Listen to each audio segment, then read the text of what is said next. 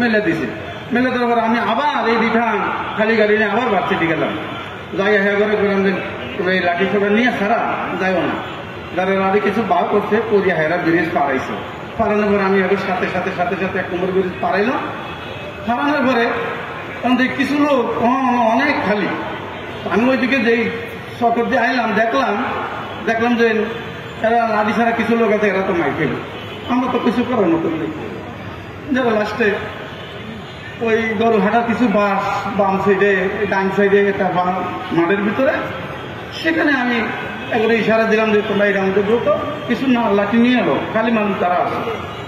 ঠিকই হারা ওটার মধ্যে ঢুকতে ব্যাঙ্গা ফিরে কিছু লাঠি নিয়ে বাইরেছি। বাইরে নেবার আমি অগলগে আস্তে আস্তে যাইতে আমি খন্ড করে বাড়ি সোজাই আওয়ার পরে আমি সেখানে অনেকক্ষণ দাঁড়িয়ে এলাম। যখন এখানে মিছিল জমা লইলে মানুষ আমরা ছেলে মেয়ে পুরোবর্তনে মনে করেন স্বাধীনতা সব ভ্রমণে বাইরে ছাত্রগুলো যোগদান দিচ্ছে, তখন মনে করেন অনেক লোক হয়ে গেছে। অনেক লোকের পরে হেরা চলে গেছে যে লাস্টে আমি আমার 12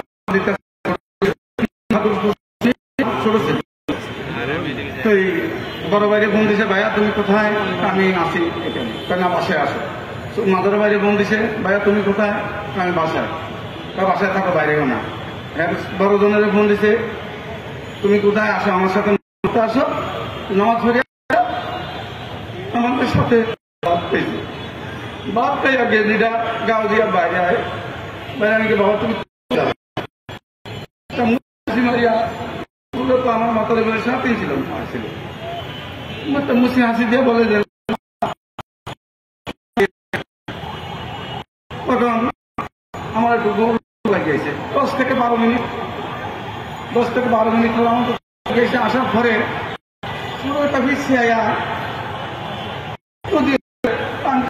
আমার মনির ভাইয়ের নাই কথা বল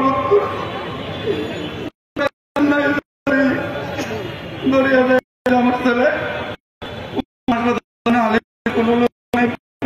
বৃষ্টির মতন পল্লী ভর্তি, বিল্ডিং এর মতন পল্লী ভর্তি আছে, চারিদিকে দিকে পল্লী ভর্তি আছে, কোনো দিকে নেওয়ার মতন কোনো বাও সেখানে।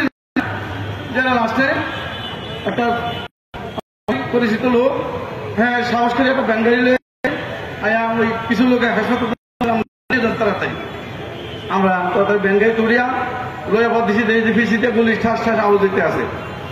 যারা লাশ পরিমাণ লয়ে গেলাম বাসায় নিয়ে